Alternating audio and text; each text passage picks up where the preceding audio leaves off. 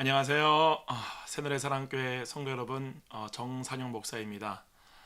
오늘 여러분들과 함께 들을 귀 있는 자들은 들으라 라는 정말 진지한 또 좀 심각하기도 하고 또한 아니면 어떤 분들에게는 진정한 복음이기도 한 성경의 말씀의 진리에 대해서 오늘 함께 여러분들과 함께 심도 있게 좀 나눠보려고 합니다. 먼저 여러분들께 한번 질문을 드리고 싶습니다. 여러분은 영생을 뭐라고 배우셨나요? 영생을 얻는다. 영생을 얻으셨나요? 많은 분들이 교회를 다니면서 저도 마찬가지지만 영생을 얻었다라고 했을 때 저는 대부분 그냥 교회에 나와서 예수님을 내 구주로 영접하면 영생을 얻었기 때문에 나는 죽어서 천국에 간다라고 저는 배웠습니다. 또한 영생이 무엇인지에 대해서도 되돌아보면은 제대로 배워본 적이 없는 것 같아요. 우리 한번 성경 한번 구절 한번 보도록 해보겠습니다. 요한복음이에요. 요한복음 다 같이 성경책을 펴시고 요한복음 6장 한번 다 같이 한번 가보세요. 요한복음 6장.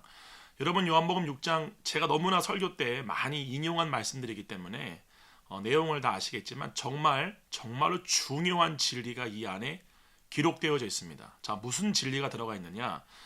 바로 영생이 뭐냐는 거예요. 영생을 얻었다라는 것이 무엇이냐라는 것이 여기 기록되어 있어요. 한번 봐볼게요. 요한복음 6장 35절이에요. 35절. 32절부터 한번 제가 읽을게요. 예수께서 이르시되 내가 진실로 진실로 너희에게 이르노니 모세가 너희에게 하늘로부터 떡을 준 것이 아니라 내 아버지께서 너희에게 하늘로부터 참떡을 주시나니 하나님의 떡은 하늘에서 내려 세상에 생명을 주는 것이니라. 여러분 여기 나오는 예수님이 내가 너희가 먹어야 할 영생의 떡이다. 영생의 피다.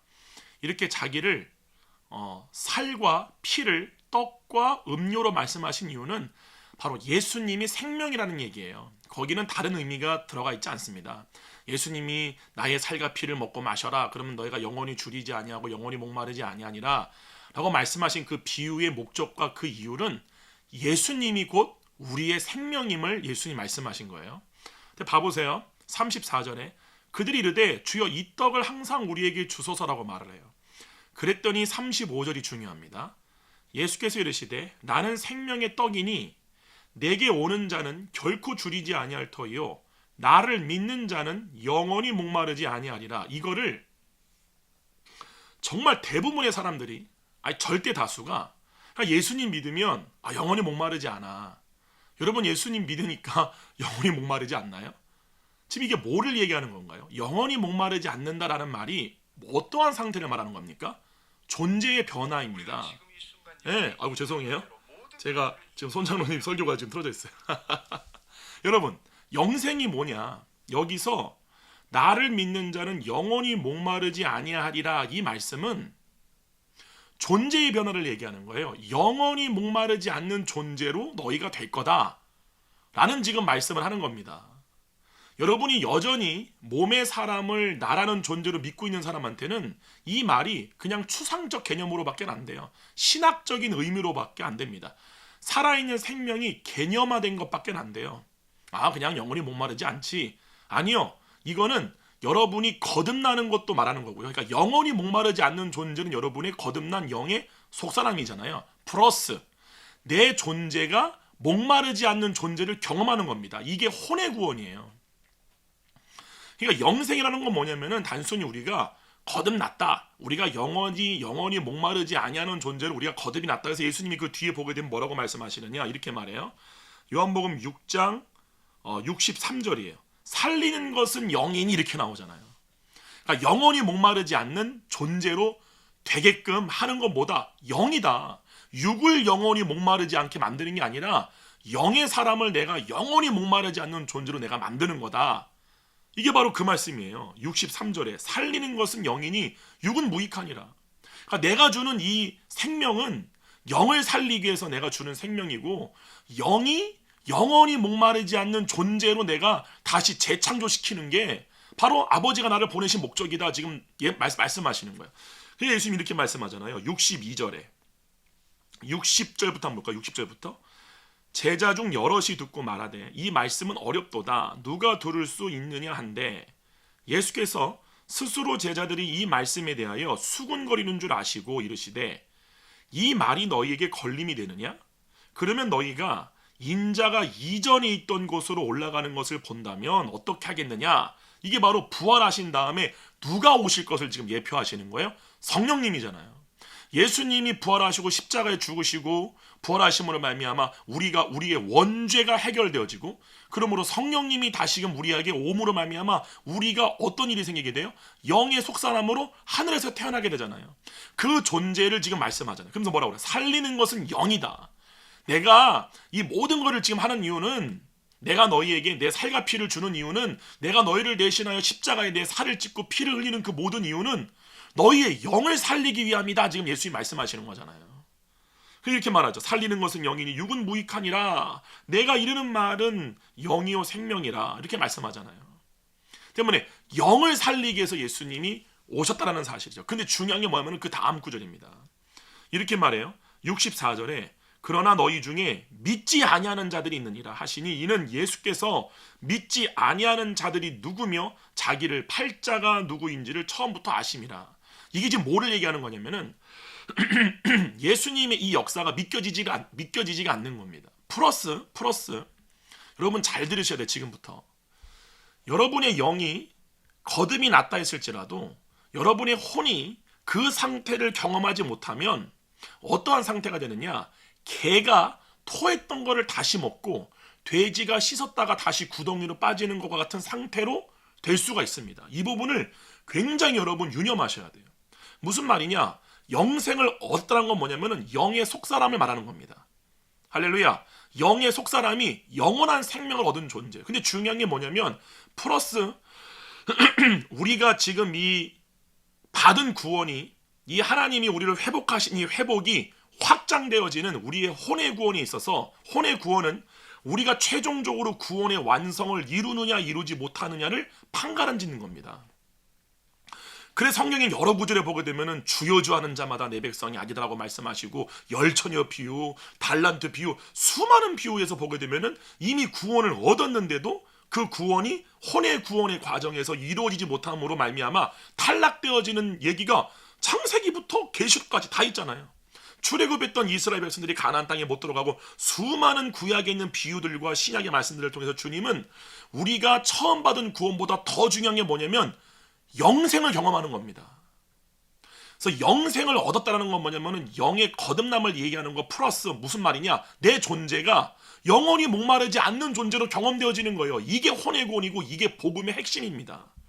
이 삶이 여러분의 삶 가운데서 반드시 이루어져 가셔야 돼요.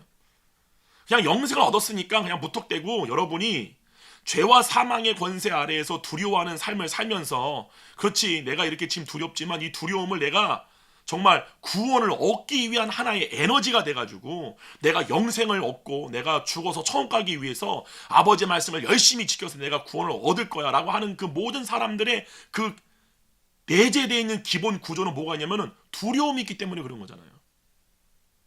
여러분 두려워하는 자에게 뭐가 있다고 그러죠? 형벌이 있다고 합니다. 한번 봐볼게요. 요한일서 다 같이 한번 가보세요. 이게 굉장히 중요한 말씀이에요. 봐보세요. 요한일서 4장 17절과 18절이에요. 봐보세요. 이로써 사랑이 우리에게 온전히 이루어진 것이라고 그래요. 이건 뭐냐면은 하나님이 우리를 향한 사랑을 확증하기 위해서 그의 독생자 예수 그리스도를 우리가 아직 죄인 되었을 때 우리를 죽임으로 그러니까 우리를 대신하여서 죽으심으로 말미암아 그 하나님의 사랑이 성령님을 통하여 우리 가운데 부어짐으로 예수 그리스도의 십자가의 죽으심으로 인하여 하나님의 사랑이 믿겨지는 겁니다. 이게 사랑이 우리에게 온전히 이루어졌다. 하나님이 우리를 향한 사랑이 완전하게 증거가 되어졌다. 그 말씀하는 거예요.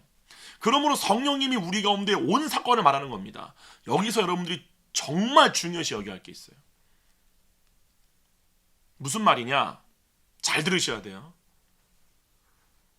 우리가 내 존재가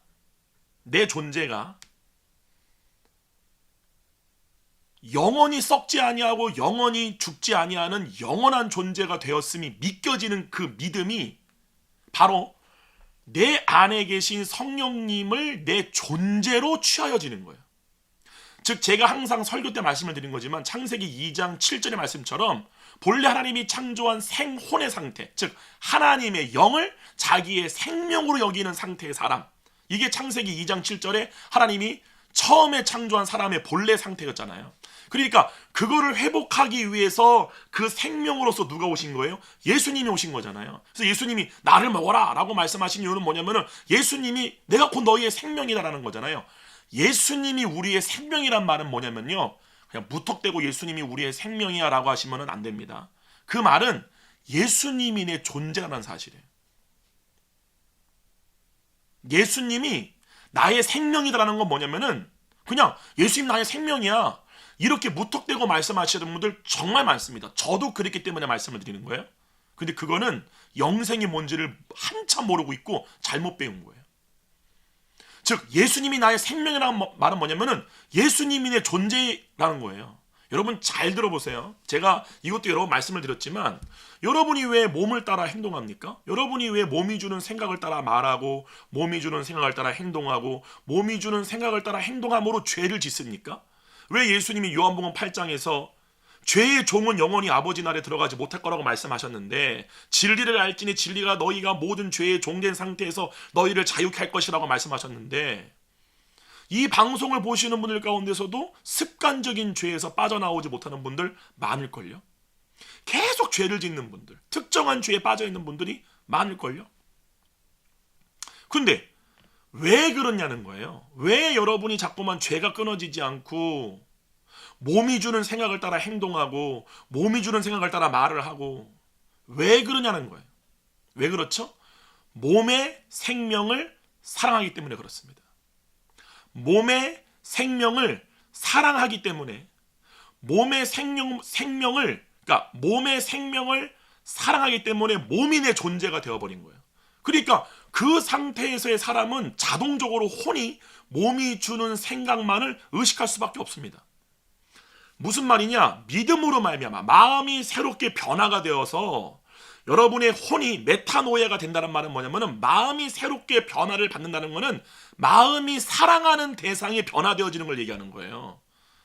아멘. 그래서 사도 바울이 로마서 12장에서 하나님이 기뻐하시는 제사는 우리의 몸을 산 제물로 드리는 거잖아요. 그게 뭐예요? 몸의 생명을 부인하는 거예요. 몸의 생명이 더 이상 내 생명이 아닌 거예요. 그 사람만이 이루어지는 게 뭐냐면은 하나님을, 예수님을, 성령님을 내 생명과 내 존재로 믿게 되어져. 근데 이거 잘 들으셔야 됩니다. 뭐를 제가 자꾸 잘 들어야 됩니다. 잘 들으면 이렇게 말씀드리냐 정말 중요하기 때문에 그래요. 자, 요것부터 한번 제가 말씀을 했으니까 요것부터 한번 말하고 한번 넘어갈게요. 자, 봐보세요. 17절 다시 한번 읽을게요. 이로써 사랑이 우리에게 온전히 이루어진 것은 그 이유예요. 이유. 그러니까 하나님이 우리 가운데 예수 그리스도를 보내셔서 예수님을 우리의 죄를 대신하여 십자가에 죽으심으로 말미암아 우리를 향하는 그분의 사랑을 확증하시고 또한 성령을 다시금 우리 가운데 보내신 그 모든 것으로 말미암아 성령님을 통하여 우리 마음 가운데 하나님의 사랑이 부어지게 되고 이 모든 사랑이 온전히 이루어지게끔 한 그 이유와 목적이잖아요. 그것은 우리로 중요한 겁니다. 우리로 심판날에 담대함을 가지게 하려 함이니. 이게 진짜 충격적인 내용이에요. 지금 무슨 말 하는 거예요? 다시 말씀드려요. 17절에 이로써 사랑이 우리에게 온전히 이루어진 것은 이거는 처음에 거듭날 때 회복이에요. 여러분의 영이 회복되어지는 거예요.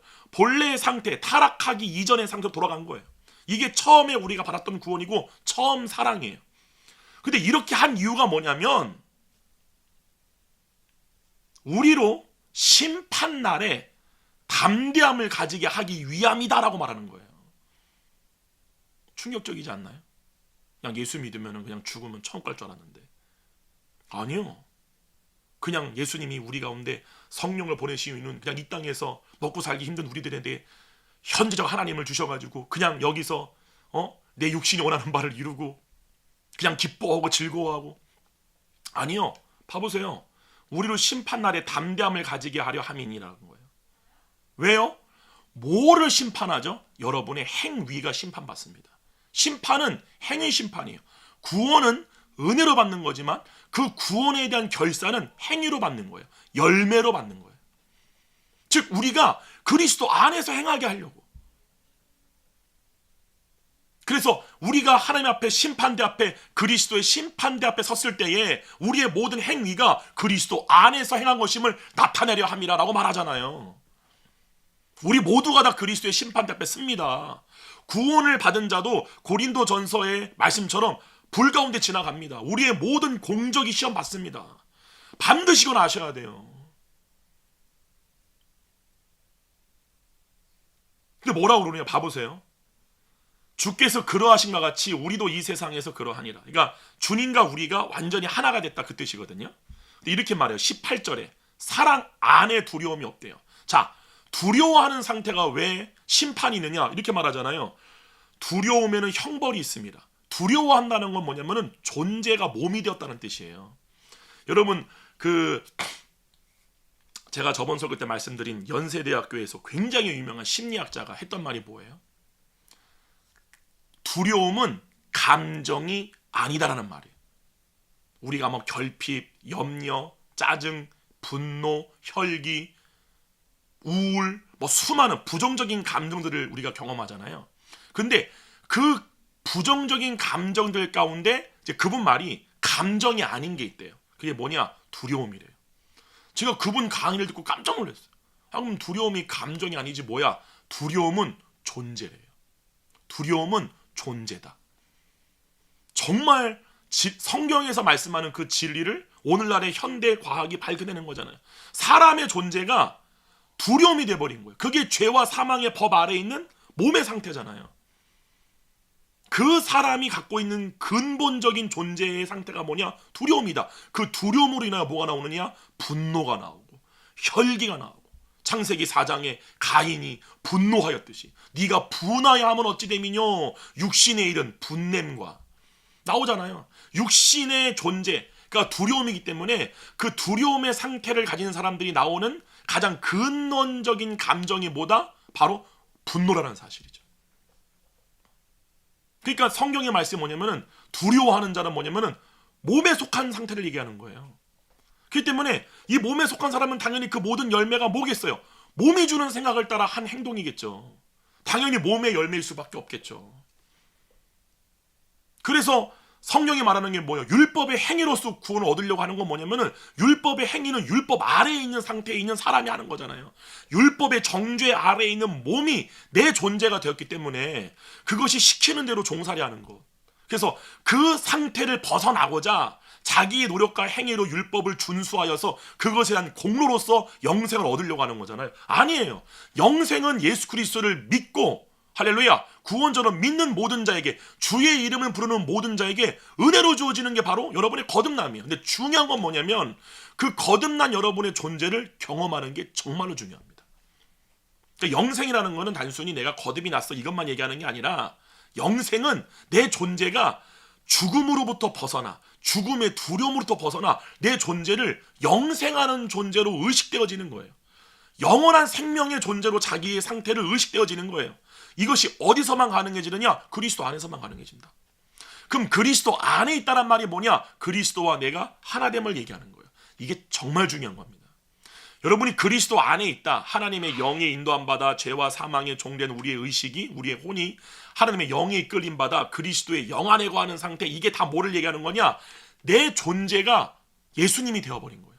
그것에 대한 전제는 예수님의 생명이 아니라 내가 이전에 나의 생명으로 여겼던 옛 생명이 반드시 없어져야 돼요. 반드시 죽어져야 돼요.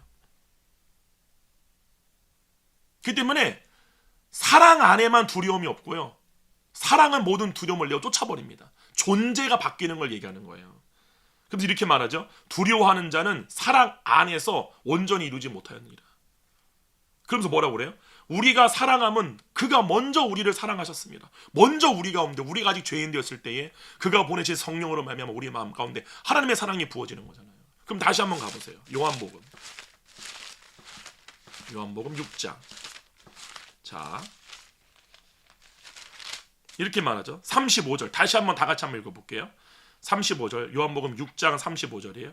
예수께서 이르시되 나는 생명의 떡이니 내게 오는 자는 결코 줄이지 아니할 터이요 나를 믿는 자는 영원히 목마르지 아니하리라.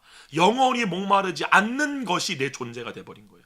내 존재의 상태가 더 이상 목마름이 없는 상태예요. 어떠한 결핍이나 공허함이나 내가 어떠한 존재가 되어야 된다거나 그러한 필요성을 느껴야 한다거나 더 이상 무언가의 필요성을 느끼지 못하는 거, 완전한 상태. 무언가를 더 이상 구걸하거나 무언가를 넣을 필요가 없는 상태. 그게 더 이상 목마르지 아니한 상태잖아요. 근데 뭐라고 그래요? 36절에. 이게 그 다음 절이 정말로 충격적인 구절이에요. 36절에 다 같이 시작. 그러나 내가 너희에게 이르기를 너희는 나를 보고도 믿지 아니하는도다 하니라. 나를 보고도 뭐예요? 파님. 요한복음 1장 1절 말씀이잖아요. 나를 보고도 믿지 아니하는도다. 이 말은 뭐냐면 교회 안 나간다 단순히 그 말하는 게 아니에요.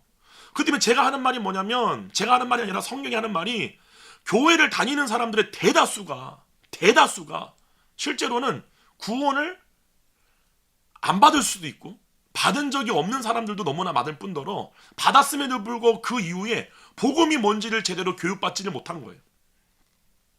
그러니까 예수님 믿는다고 그러면 나 예수님 믿어. 노. 너희는 나를 보고도 믿지 아니한다. 그 말이 요한복음 1장 1절의 상태를 얘기하는 거예요. 요한복음 1장 1절 태초에 말씀이 계시니라. 이 말씀이 누구예요? 아시는 분 대답해 보세요. 예수님이잖아요. 태초에 말씀이 계셨대요. 태초에 예수님이 계셨다 그 뜻이에요. 근데 뭐라고 그래요? 이 말씀이 이 예수님이 하나님과 함께 계셨으니 이 함께가 뭐예요? 파님이에요. 얼굴과 얼굴을 맞대어 서로 보다. 출애굽기 20장에 나오는 10계명의 제1계명.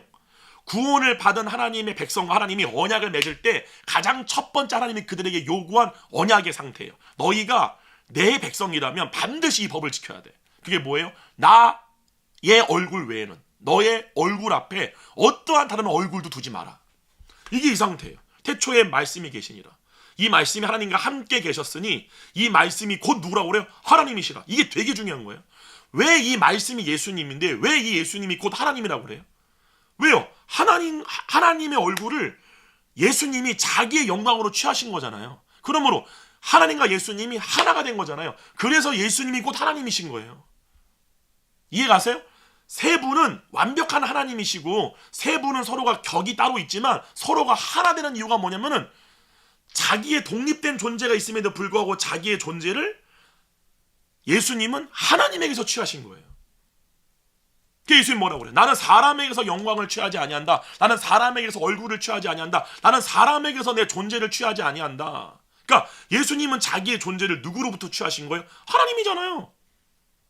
이해 가세요 이제 이 말이? 다시 태초에 말씀이 계시니라. 이 말씀은 예수 그리스도예요. 근데 이 말씀이 하나님과 함께 계셨으니 이게 그냥 같이 있었다 그 말이 아니라 서로가 얼굴과 얼굴을 향하여 바라보고 있었다 그 말이에요. 함께 계셨다 그 말이. 이 헬라어 원어가 히브리 말로도 똑같아요. 파님. 근데 뭐라고 그래요? 이 말씀은 곧 하나님이시라. 그러니까 예수님이 하나님이시고 이게 어떻게 가능하느냐? 하나이기 때문에. 아멘? 예. 이거 여러분. 이게 지금 뭐라고 얘기하는 거냐? 요한복음 6장이에요. 요한복음 6장. 봐보세요. 요한복음 6장. 다시 36절. 그러나 내가 너희에게 이르기를 너희는 나를 보고도 믿지 아니하는도다 하였느니라. 이게 뭐예요? 파님을 하지 않는 거예요. 믿지 아니한다가 뭐냐면은 본래 하나님이 인간에게 준 형상이에요. 본래 하나님이 인간에게 준 형상이 하나님의 형상이에요. 그래서 하나님의 형상과 모양대로 인간을 창조했다. 그 말이 뭐냐면은 영혼 몸의 시스템에서 혼은 자아를 의식하는 시스템이라고 그랬잖아요. 혼은 자기 스스로를 인식하지 못해요. 혼은 반드시 어떠한 대상을 바라봄으로 말미암아 그 대상과 자기를 동일시하는 거예요. 그 대상의 얼굴을 자기 얼굴로 취하는 거예요. 그래서 하나님이 그 두 번째 10계명에서 두 번째 계명이 우상을 숭배하지 말아라. 땅에 기어다니는 모양이나 하늘에 나는 새나 뭐 바닷속에 있는 어떤 형상으로도 우상을 만들지 말라 라고 말하잖아요. 이것이 하나님이 인간의 혼을, 인간의 존재를 창조한 원리이기 때문에 그래요. 왜요? 하나님이 인간을 창조한 목적이 뭐기 때문에 하나님의 영광을 예수님이 봄으로 말미암아 하나님의 얼굴로 예수님의 얼굴이 영화롭게 변화가 되어 하나가 되었듯이 이 하나됨을 위하여 인간을 창조한 거잖아요. 이거는 천사들에게도 없는 거예요. 오직 인간에게만 있는 거예요. 때문에 인간을 창조한 목적 자체가 하나님의 영화, 하나님의 생명, 그분의 모든 것들을 동일하게 경험하는 존재로서 창조했기 때문에 그 존재인 혼, 그 존재인 의식은 하나님의 얼굴을 바라보므로 그 얼굴을 자기 형상으로 취하게끔 하나님이 그렇게 인간의 혼을 만드신 거예요. 그러면은 이 하나님의 얼굴을 자기의 형상으로 취하기를 거부한 그 인간은 당연히 우상 숭배가 혼의 기능일 수밖에 없죠. 우상 숭배를 안 할 수가 없습니다. 이 세상에 하나님의 얼굴을 자기의 얼굴로 취하지 않는 모든 인간은 다 우상 숭배할 수밖에 없어요. 이해 가시나? 이게 바로 그 말이에요. 믿지 아니하는도다. 그 믿지 아니한다가 교회를 안 다닌다, 예수님을 메시아로 안 믿는다, 예수님을 구원자로 안 믿는다, 막 이런 얘기를 하는 게 아닙니다. 무엇으로부터의 구원이에요? 우리가 죄와 사망의 종된 몸으로부터의 구원이잖아요. 몸의 종된 상태로부터의 구원이잖아요. 옛 남편으로부터의 구원이잖아요. 몸이 주는 생각으로부터의 구원이잖아요. 그게 성경이 다 얘기하는 거잖아요. 그 이유가 뭡니까? 우리가 몸에 종된 이유가 뭐예요? 몸의 생명을 내 생명으로 여기기 때문에. 즉, 그래서 제가 저번에 그런 말 했잖아요. 그 심리학자가 하는 말이. 그러면 두려움이 왜 생기냐는 거예요. 두려움이 왜 생기냐? 여러분, 두려움의 근원이 뭐예요? 왜 여러분 한다고 생각하세요? 생명에 대한 애착 때문이다라고 심리학자들 다 얘기합니다. 정신, 뇌과학자, 심리학자 다 똑같아요. 뭐 똑같이 말하는 말은 뭐냐면은 사람이 두려워하는 두려움의 근원적 원인은 단 하나다. 생명에 대한 애착 때문이다. 기가 막혀요. 기가 막혀. 왜 제가 기가 막히다고 그랬느냐? 애착이 뭐예요? 사랑하는 거예요. 창념, 사랑의 자와 창념하는 거예요. 그 마음이 완전히 밀착되어 있는, 사랑하는 그 대상이 누구다? 몸의 생명. 몸의 생명을 사랑하기 때문에 그로부터 두려움이 나오는 거예요. 그 예수님이 뭐라고 그랬어요? 요한복음 다 같이 한번 가보세요. 12장. 기가 막힙니다. 기가 막혀. 12장 25절 봐보세요. 요한복음 12장 25절. 자기의 생명을 사랑하는 자는 잃어버릴 것이요. 세상에 2000년 전에 21세기의 심리학과 뇌과학이 이제야 발견한 진리를, 그 다음에 뭐라고 그래요? 이 세상에서 자기의 생명을 미워하는 자는 영생하도록 보존하리라. 두려움의 원인이 뭐냐? 즉 무슨 말이냐? 제가 질문하고 싶은 게 그거예요. 그러면 여러분 잘 들어보세요. 지금부터 성경에 있는 내용대로 말을 하자면, 예수님이 내 존재가 될 때, 예수님이 내 존재가 될 때야만이 몸에 속한 두려움으로부터 벗어나게 돼요. 그때 그 사람은 자기의 존재를 영원한 생명, 죽지 아니하고 영원한 생명을 가진 존재, 영원한 생명의 상태로 자기를 의식하게 돼요. 그 의식이 예수님과 내가 하나가 되었기 때문에, 예수님이 영생의 존재가 되었기 때문에 예수님의 생명에 내가 동일시 되어져 버리는 거예요. 마치 아버지와 나는 하나다라고 말씀하신 것처럼. 그런데 질문은 그거예요. 그러면은 추상적인 개념이 아니라 진짜로 예수님을 내 생명으로 믿는다. 그거에 대한 결과가 뭐냐? 두려움이 없어지게 돼. 그럼 이 방송을 지금 보시는 분들 가운데서도 이제 이런 질문을 하실 거예요. 아, 목사님, 그런데 왜 안 되죠? 왜 나는 이 두려움에서 벗어날 수가 없죠? 죽음에 대한 두려움으로부터 벗어날 수가 없죠? 왜 그것이 가능하지 못할까요? 왜 그럴까요? 몸의 생명을 사랑하기 때문에 그런 거예요. 즉 무슨 말이냐? 나를 보고 너희는 믿지 아니하는도다. 나를 보고도 믿지 아니하는도다. 왜 안 믿겨질까요? 왜 예수님이 내 존재를 믿겨지지 않을까요? 여전히 우리는 이 말씀을 들음에도 여전히 몸의 생명이 내 생명이고, 몸이 주는 생각을 의식하고, 예수님을 나의 존재로 믿겨짐으로 말미암아 그 마음이 변화가 되어서 예수님이 나의 생명이 되음으로 말미암아 내 존재가 영생으로 믿겨지지 않는 그러한 실질적인 일들이 왜 안 일어날까요? 왜 그것이 불가능해 보일까요? 왜 안 된다라고 하는 생각이 올라올까요? 몸의 생명을 사랑하기 때문입니다. 그게 답이에요. 우리가 아까 봤던 자기의 생명을 사랑하는 자는 진짜 생명을 잃어버릴 것이요. 누구를 잃어버려요? 예수님의 생명인 것을 잃어버린다는 거예요. 즉 우리가 아무리 구원을 받은 이유라 할지라도 성경이 경고하는 게 뭐예요? 섰단을 넘어질까 두려워하라부터 시작해서 내 몸을 쳐 복종하면 내가 남에게 복음을 전파한 다음에 도리어 버림받을까 두려워함이라. 그 성에 나오는 너희는 첫사랑을 잃어버렸다. 수많은 그러한 구절들이, 그 사도들이, 믿음의 길을 우리보다 먼저 갔던 그 사도들이 성령의 인도함을 따라갔지만 동시에 마귀의 미혹과 공격도 받았던 이 모든 사도들이 왜 그러한 말을 했을까요? 아무리 구원을 받은 사람이라 할지라도 실제입니다. 몸의 생명을 사랑하는 상태가 얼마든지 가능하죠.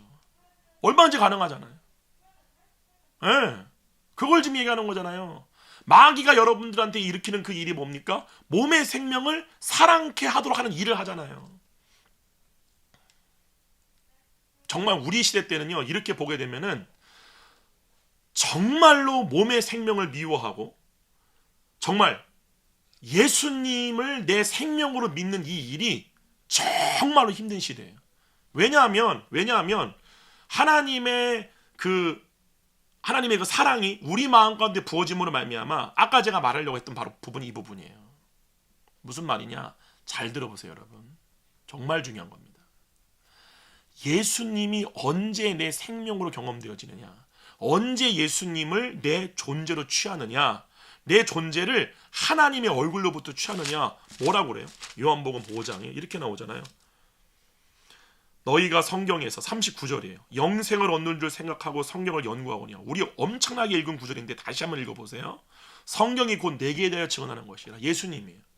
예수님에 대해서 증언하는 거예요. 중요한 게 뭐냐? 구원이라는 거는 예수님을 내 존재로 믿을 때에 내 존재의 상태가 예수님과 동일시된 상태이기 때문에 영생하는 존재로 경험되어지고 이것을 영생으로 얻었다라고 말하는 거예요. 말씀, 영이요 생명의 말씀을 경험하였다라고 말하는 거예요. 근데 성경은 그 예수님에 대해서 증거하는 것이지, 예수님에 대해서 여러분이 아는 것과 그 예수님을 실제로 내 존재와 생명으로 취하고 여기는 믿음은 완전히 다른 겁니다. 그걸 지금 말씀하는 거예요. 성경은 내게 대해서 증언하는 거야. 근데 왜 나를 너희의 생명으로 취하진 않니? 이렇게 묻는 거예요. 이해 가시나요? 그럼 이렇게 말하죠. 40절에 그러나 너희가 영생을 얻기 위하여 내게 오기를 원하지 아니하는도다. 그러면서 이렇게 말해요. 41절에 나는 사람에게서 영광을 취하지 아니하노라. 제가 영광이 뭐라고 그랬죠? 얼굴입니다. 존재, 생명이죠. 근데 그 이유가 뭐냐? 그렇게 취하지 않는 이유가 뭐냐? 42절에 다만 하나님을 사랑하는 것이 너희 속에 없음을 알아노라. 이렇게 말하잖아요. 즉 그 말이 뭐냐면은 우리가 언제, 그러니까 아까 요한일서 말씀처럼 우리가 예수 그리스도와 동일시되어지는 것, 예수님과 얼굴을 맞대어 보는 것, 예수님과 우리가 하나가 되는 것, 이 일을 이루기 위해서 하나님의 사랑이 우리 마음 가운데 부어진 거예요. 이게 무슨 말이냐? 아까 말씀했잖아요. 몸의 생명을 미워하고 예수 그리스도의 그 생명, 예수님이 생명이잖아요. 예수님을 내 생명으로 여기려면 예수님을 사랑해야 돼요. 이제 이해 가시나요? 우리가 왜 몸의 생명을 내 생명으로 믿느냐? 왜 이것이 주는 두려움으로부터 우리가 벗어날 수가 없느냐? 그러잖아요, 여러분. 교회를 다니고 예수 믿지만 몸에 어떤 이상 생기면 벌써 두려움 오게 되고 그러잖아요. 벌써 세상 염려 걱정 오게 되면 막 그냥 쓰나미 같이 막 그냥 무너져 버리고. 그런 이유가 뭐냐? 이유는 하나입니다. 몸의 생명을 내 생명으로 믿고 있고 그것을 사랑하고 있기 때문에 그런 거야. 그러면 이 사람이 어떻게 메타노이가 가능해지느냐? 그게 하나님이 예수님을 통해서 이루려고 하는 일이잖아요.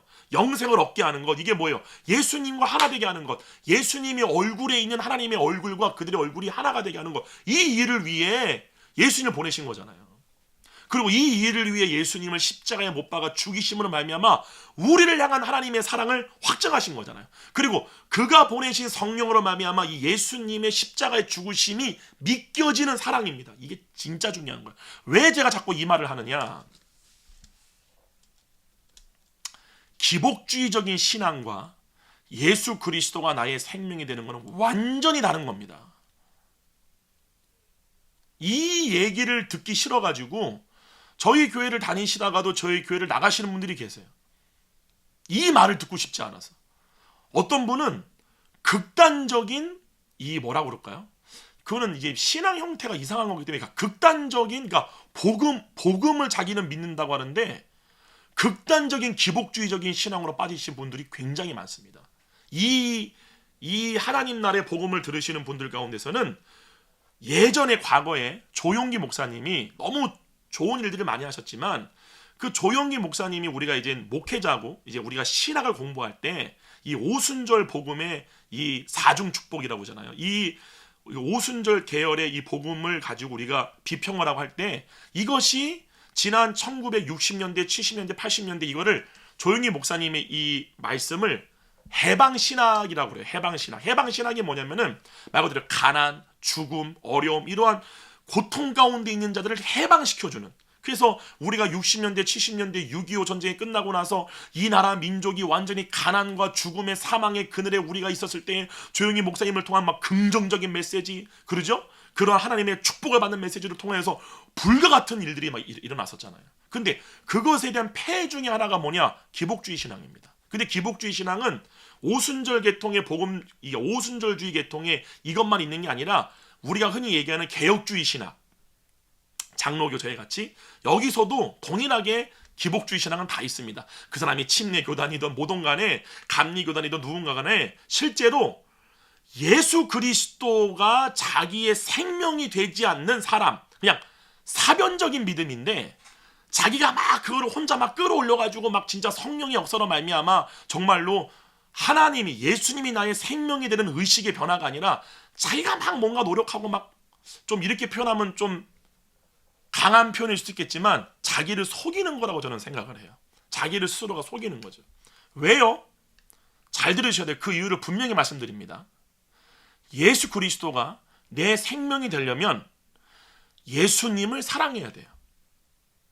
근데 그 예수님을 사랑한다는 게 그냥 예수님 사랑해요가 아닙니다. 하나님은 단 한 가지의 루트를 통해서만 하나님이 여러분을 어떻게 사랑하셨는지에 대한 사랑을 확증하셨어요. 그게 뭐냐? 예수 그리스도의 십자가의 죽으심이에요. 반드시 중요한 거예요. 이 예수 그리스도의 십자가의 죽으심으로 인한 사랑이 여러분의 마음 가운데 식어지는 것을 반드시 여러분 깨어나셔야 돼요. 이거는 정말 여러분의 구원과 직결되는 문제입니다. 왜요? 첫사랑이 식어져 버립니다. 첫사랑이 뭐예요? 여러분이 진짜 구원을 받았다면은 여러분이 받은 그 사랑이 뭐예요? 그냥 따뜻한 위로예요? 그냥 따스한 성령님이에요? 절대 아닙니다. 이거를 경험하지 못하신 분들은 이제 막 분노가 나올 수도 있어요. 근데 성경에 말하는 진리, 하나님은 우리를 향한 당신의 사랑을 예수 그리스도의 십자가의 죽으심을 통해 증거하셨어요. 그 말은 예수님의 십자가 진짜 믿겨지셔야 돼요. 그 사람만이 세상 신이 주는 미혹적인 미혹, 때 묻은 거, 세상과 하나님을 겸하여 사랑하는 거, 돈과 하나님을 겸하여 사랑하는 거, 나오는 열매는 다 기복주의인데 너 하나님 사랑한대. 노. 이미 1960년대, 70년대, 80년대, 90년대 수많은 믿음의 사람들이 그걸로 다 넘어졌었어요. 첫사랑을 잃어버리지 않느란 말이면은, 첫사랑이 식지 않느란 말이면은 예수님이 내 존재가 다 되어버리는 거예요. 근데 처음에 많은 사람들이 그렇게 시작을 하죠. 근데 신기한 게 뭔 줄 아세요? 그 사람들이 성령님의 그 은혜로 인하여 시간이 흘러가잖아요. 다 뭐가 됩니까? 기복주의가 돼요. 그 신앙으로 빠져버려요. 예수님의 그 십자가의 사랑이 느껴지지가 않아. 이제는. 그땐 옛날에는 그게 느껴졌는데 뭡니까? 다 식어져 버린 거예요. 여러분, 반드시 이 사랑이 식으면 안 됩니다. 이 사랑을 식어지게 하는 게 바로 마귀의 미혹이에요. 마귀는 단 하나입니다. 여러분의 의식이 성령님 예수 그리스도를 여러분의 생명으로 믿지 못하게 하는 거예요. 그럼 그 사람은 죄와 사망의 종된, 몸의 종된 상태로부터 절대 나올 수가 없습니다. 어느 순간에 뭐가 나의 생명이 된 줄도 모르는 거예요. 돈이 나의 생명이 되고, 세상 명예가 나의 생명이 되고, 말 그대로 가나안 땅에 젖과 꿀이 내 생명이 돼버린 거예요. 여러분, 이 함정에 빠지면 안 됩니다. 여러분이 성령님을 따라간다면 하나님의 정말 원복과 유업과 그런 것들이 회복이 돼요. 하나님 경고하잖아요. 내가 가나안 땅에 들어가면 너희가 필히 말하기를 이 모든 것을 우리의 손으로 이루었다 할 것이다. 이거는 정말 여러분 주의하셔야 되는 겁니다. 절대로 여러분 이것에 미혹되거나 넘어지시면 안 돼요. 예수 그리스도의 십자가를 떠올릴 때 그것이 내 가운데 막 믿겨지면 말미암아 그분의 사랑이 내 마음 가운데 그 첫사랑을 느꼈던 그 사랑처럼 절절하게 오느냐, 그때야만이 어떤 일이 생기느냐, 예수님이 나의 생명이 된다는 사실이에요. 그게 바로 자기 육신의 생명을 미워하는 상태예요. 율법주의적인 신앙관을 가지고 이 육체 이렇게 하는 게 나를 미워하는 게 아니라, 그 말은 예수님을 사랑하는 마음이 내 마음 가운데 부어질 때 그분이 내 생명이 되는 상태를 말하는 거예요. 이해 가시나요? 정말로 중요한 겁니다, 여러분. 근데 많은 분들이 그 루트를 통하지 않고 희한한 방법으로 예수님과 자기를 동일시 여겨요.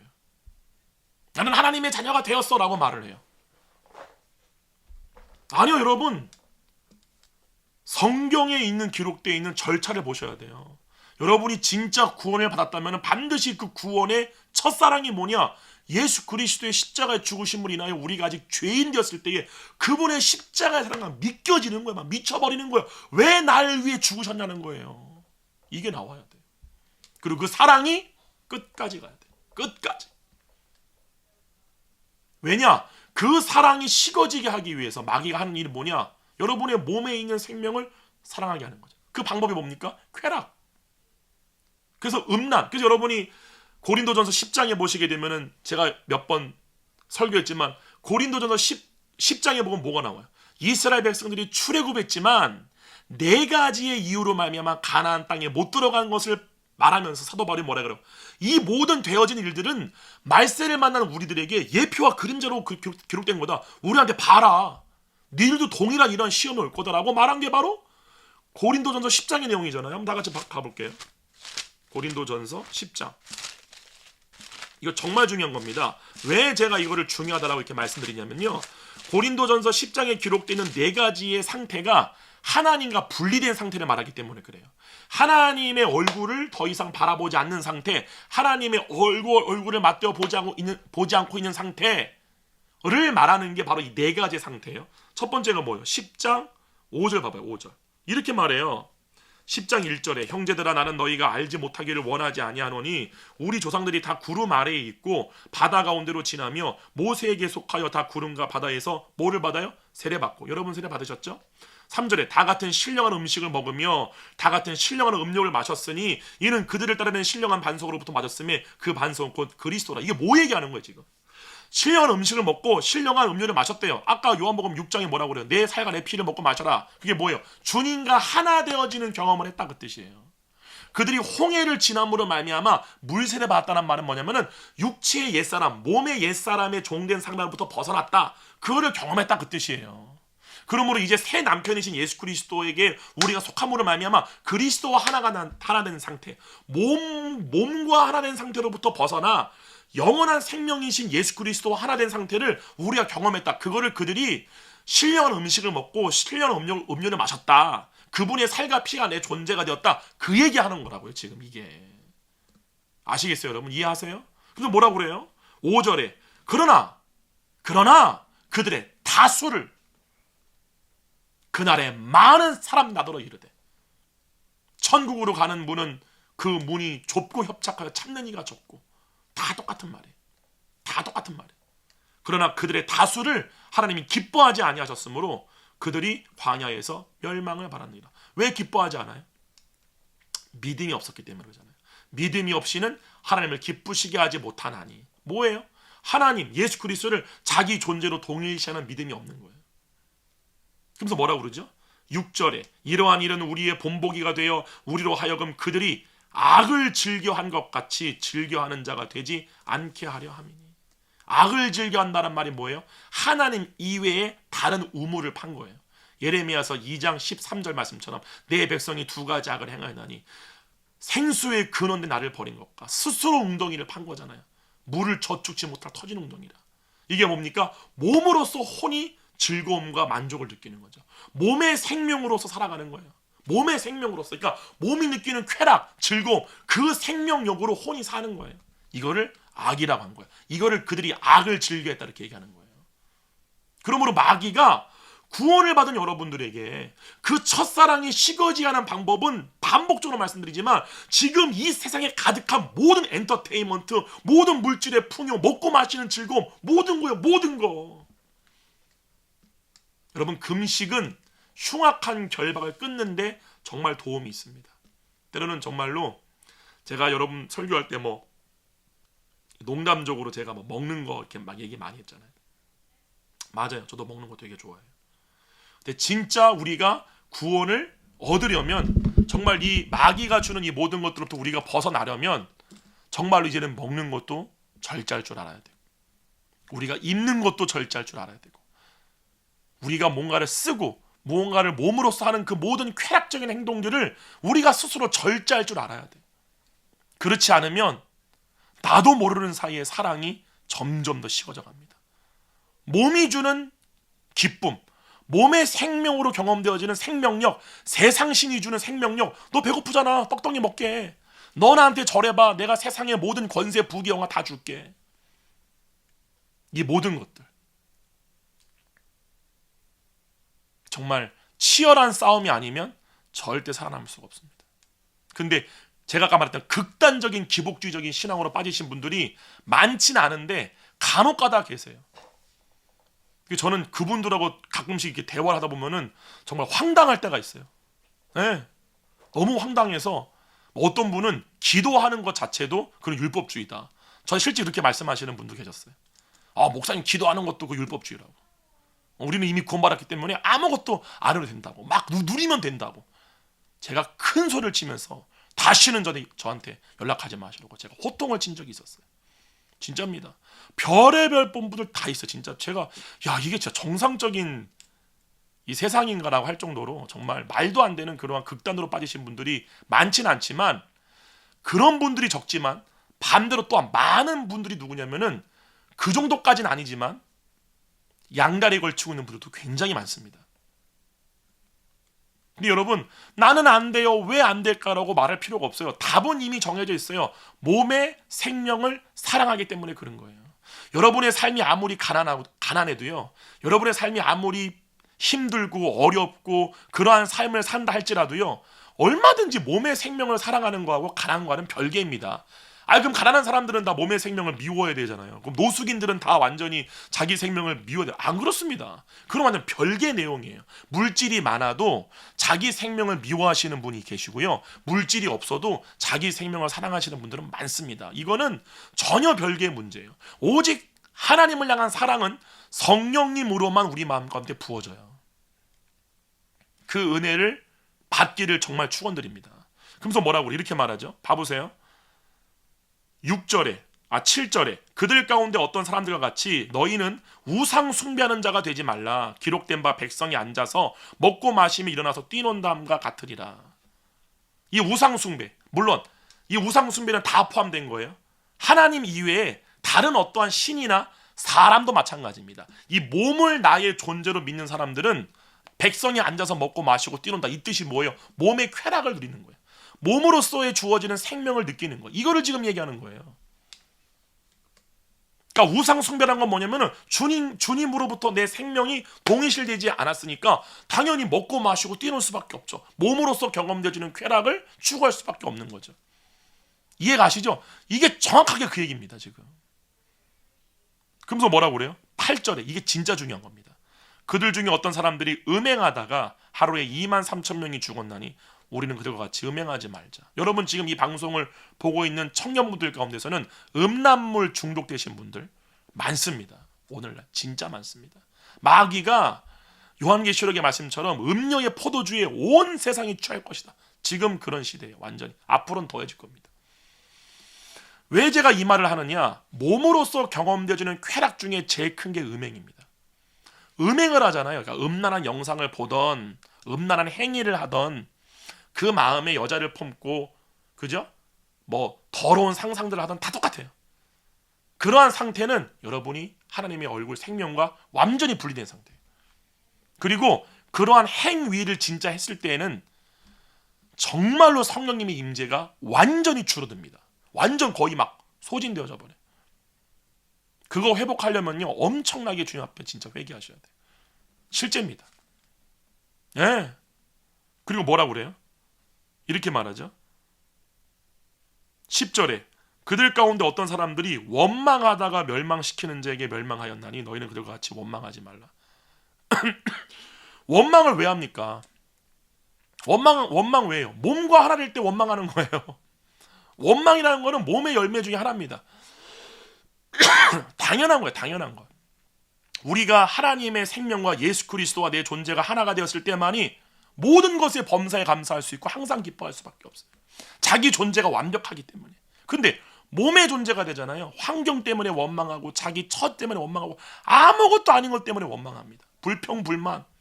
이게 뭡니까? 하나님과 분리된 상태죠. 그 다음에 뭐라고 그래요? 시험하다가 이렇게 나오죠. 9절에 그들 가운데 어떤 사람들이 주를 시험하다가 뱀에게 멸망한 시험한다란 말은 의심했다 그 뜻이에요. 주님을 의심하는 거. 믿지 않는 거죠. 이게 뭡니까? 하나가 되지 않은 네 가지의 가장 큰 상태예요. 우상 숭배하지 말아라. 음행하지 말아라. 주를 시험하지 말아라. 의심하지 말아라. 원망하지 말아라. 이 모든 네 가지의 상태가 몸과 하나가 된 상태의 대표적인 네 가지의 죄악입니다. 이것으로 말미암아 그들이 멸망시키는 자, 여러분의 믿음을 시험하는 자, 여러분을 멸망시키고자 하는 자에게 멸망당했다는 사실이에요. 이거는 지금도 유효하게 일어납니다. 여러분 이 두 가지의 양측면을 정말로 견고하게 가는 사람들이 구원을 이루어 가시는 분들이에요. 자, 오늘 말씀의 결론을 맺을까요? 첫 번째, 영생이 뭐다? 내 존재가 영원한 생명으로 경험되어지는 거예요. 이거는 내 존재가 죄와 사망의 법 아래 있음으로 말미암아 지옥 가는 게 막 두려워지는 거예요. 여러분이 주님의 생명을 내 생명으로 여기지 않고 몸을 내 생명으로 믿고 있는 상태에서 반드시 열매는 지옥 가는 것을 두려워합니다. 구원에 대한 확신이 없어요. 저는 이 구원에 대한 확신을 저희 같은 장로교나 개혁주의가 말하는 그냥 입술로만 믿습니다. 저는 구원 받았습니다. 이걸 얘기하는 게 아닙니다. 의식의 변화로 말미암아 내 존재가 영원한 영생의 존재임이 믿겨지는 거예요. 이 상태의 사람이 자기 구원에 대해서 의심할까요? 전혀 불가능합니다. 근데 대부분의 많은 분들이 실제로는 그 마음 가운데 제가 길거리 나가면서 노방전도 해보잖아요. 그러면 저희가 노방전도 할 때 질문하는 질문 중에 하나가 뭐냐면은 교회를 다니신다 그러면 저희가 질문해요. 지금 죽으면 천국 갈 자신이 있습니까? 그러면은 99%가 대부분 다 아니라고 그래요. 교회를 다니시는 분들이. 자, 잘 들어야 됩니다. 왜 그렇죠? 몸이 나이기 때문에 그래요. 두려워하기 때문에. 존재가 두려움이 되었기 때문에. 그렇기 때문에 그 사람이 자동 반사적으로 행하는 태도는 율법주의입니다. 법을 지키려고 그래요. 노력을 해요. 애써요. 공로를 세우려고 그래요. 그거를 인정받고 싶어 해요. 멸망당하는 자에게 멸망당할 뿐만 아니라 그냥 삼켜져 버립니다. 못해요. 불가능합니다.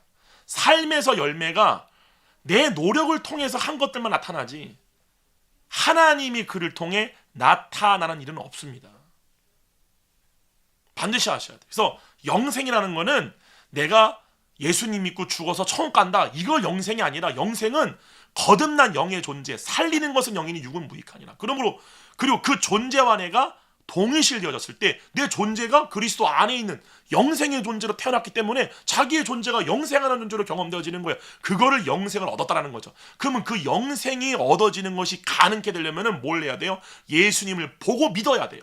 예수님을 보고 믿는다라는 건 뭐냐면 판임이죠. 즉 예수님과 얼굴에 맞대어 봄으로 예수님이 내 존재가 되어버리는 거예요. 그러면 이 믿음이 가능해지려면 어떻게 해야 되느냐? 마음이 새롭게 변화를 받아야 돼요. 그리고 그 마음의 새롭게 변화는 단순히 거듭난 내 존재를 나로 믿는 게 아니라 반드시 여러분 아셔야 돼요. 이건 단순히 거듭난 내 존재를 나야 이렇게 믿는 믿음만을 말하는 게 아닙니다.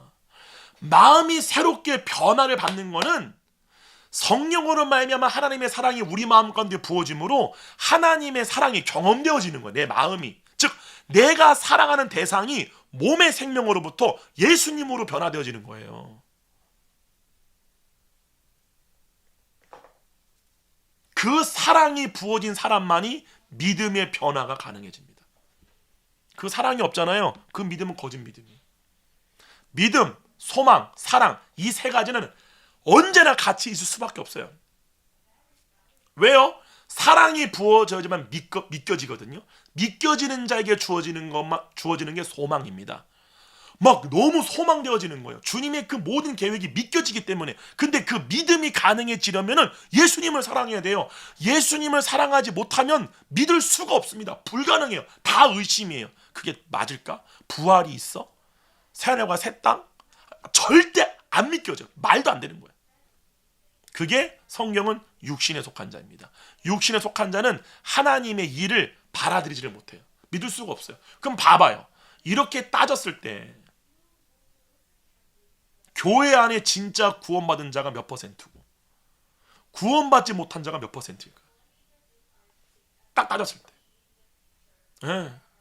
여러분 각자의 판단에 맡기겠습니다. 근데 이 방송을 보신 여러분들은 정말 모두가 다 구원을 받았고 이 구원을 이 말씀의 기준을 따라 하나님의 사랑과 하나님의 공의 그 가운데에 있는 생명의 좁은 길을 가는 여러분이 되기를 정말 바라요. 그리고 마지막에 뭐예요?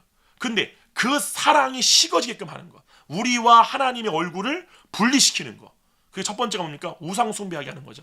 하나님이 아닌 다른 대상을 동경하게 하는 거예요.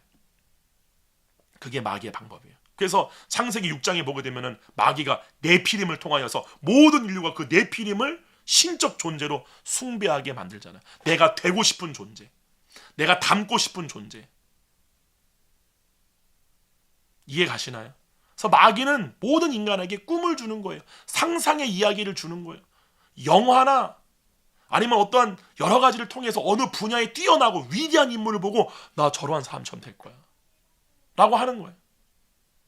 우상 숭배하게 하고 음행하게 하는 거죠. 모든 음란한 문화를 통하여서 육신이 주는 쾌락에 계속 중독되어지게 하는 거예요. 그러면 점점 더 실제 그 안에 예수님을 향한 사랑이 식어집니다. 정말 여러분 이거 경계하셔야 돼요. 그리고 세 번째, 하나님을 의심하게 됩니다. 뭐라고 그래요? 모세가 어디 갔냐라고, 모세가 그들과 시내 산에, 이게 다 비유입니다. 모세가 시내 산에 함께 있음에도 우리가 어찌 된 줄을 모르겠다. 없다. 하나님이 내 가운데 있는 것을 의심하는 거예요. 믿지 못하는 거예요. 그리고 하나님의 모든 약속을 의심하게 돼요. 진짜일까? 그게 될까? 이게 분리된 상태에서 열매예요. 네 번째, 하나님께 원망하게 됩니다. 저도 이러한 열매를 많이 맺었어요. 그래서 이거를 자꾸 제가 하나님 앞에 정말 되돌아보고 정말 이 상태에 빠지지 않기 위해서 정말 주님의 그 사랑을 계속 유지하는 상태가 되기 위해서 정말 이 마귀의 시험으로부터 벗어나기 위해서 계속 싸웁니다. 저도. 네. 여러분 오늘 영생에 대해서 여러분과 함께 나누어 보았어요. 오늘 말씀 듣고 어떠한 생각이 드셨나요? 여러분 영생을 받았습니까? 여러분 안에 영생이 있습니까? 여러분 안에 예수님의 십자가가 믿겨지고 그 십자가로 인한 그 주님의 사랑이 여러분의 마음 가운데 절절하게 살아계십니까? 이 사랑이 식지 않도록 반드시 끝까지 이 믿음의 선한 경주를 싸움으로 말미암아 영생을 취하는, 믿음의 선한 싸움을 싸우라. 영생을 취하라. 그 영생이 뭐예요? 예수 그리스도 얼굴을 취하라. 주님과 하나가 되는 됨을 취하라 라고 말씀하신 이 믿음의 싸움에서 승리하는 저 여러분 되기를 주님의 이름으로 축원드립니다. 제가 기도하고 마치겠습니다. 살아계신 아버지 감사합니다. 걸어가신 성령님, 이 방송을 보는 모든 사람들 가운데에 방송을 보다가 마음에 찔려 정말 진정으로 주님으로부터 구원받기를 원해하는 자들이 일어나게 되게 하여 주시옵소서. 그리고 이미 그러한 사랑을 맛보았음에도 불구하고 자신의 마음 가운데에 예수님의 십자가의 그 사랑이 더 이상 믿겨지지 않고 그 사랑이 경험되어지지 않는 자들, 정말로 내가 어떻게 살아왔는지 돌아보게 되게 하여 주시옵소서. 나도 모르게 수많은 시간 동안에 주님이 아닌 육체와 세상이 주는 수많은 것들을 내가 쾌락으로서 생명으로서 경험했던 과거의 모든 것들로부터 자백하고 돌이켜지는 역사가 일어나게 되게 하여 주시옵소서. 주님, 마지막으로 바라고 원하는 것은 자신 스스로를 속이는 자가 되지 아니하게 되게 하여 주시옵소서. 오직 예수님과 내가 하나됨, 거듭난 내 영의 존재를 내 존재라고 믿는 그 믿음의 상태는 성령님으로 인하여 부어진 하나님의 사랑으로만 가능합니다. 이 사랑이 내 가운데 있는 것은 예수님의 십자가를 생각만 해도 내 마음 가운데 그분을 향한 사랑이 절절하게 올라오는 것입니다. 주님, 이 사랑이 식어지지 않게 되게 하여 주시옵소서. 주님, 그리고 마지막으로 정말 이 사랑을 식어지게 하는 내 삶의 주변에 환경이 뭐가 있는지를 보게 되게 하여 주시옵소서. 예수님보다 내가 더 사랑하는 것들이 있다면 그것들이 깨달아지게 되게 해주시고 과감 없이 그것들로부터 돌이키고 버릴 수 있는 믿음의 전사들이 일어나게 되게 하여 주시옵소서. 감사드리옵고 예수님의 이름으로 기도로싸움나이다. 아멘. 할렐루야. 여러분, 오늘 수요예배가 없습니다. 아마 이 영상이 내일 올라갈 텐데요. 오늘 이 영상을 수요예배 영상으로 대체하도록 하겠습니다. 골방 안에서, 그리스도 예수 안에서 하나님의 생명을 충만하게 누리는 이 마지막 때 그리스도의 신부가 되는 저와 여러분들이 되었음을 예수의 이름으로 선포합니다. 여러분 승리하세요. 샬롬.